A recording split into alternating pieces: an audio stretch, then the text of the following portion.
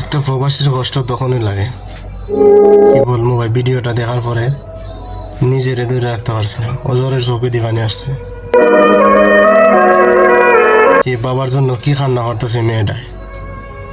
একটা প্রবাসী কতটুকু কষ্ট নিয়ে বাড়ি থেকে বাইরে হয়। कैसे छोड़ के ना पाऊं, कैसे तेरी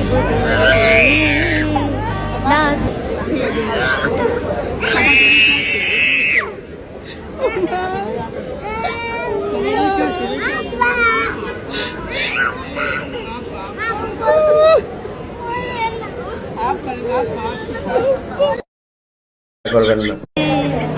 कैसे छोड़ के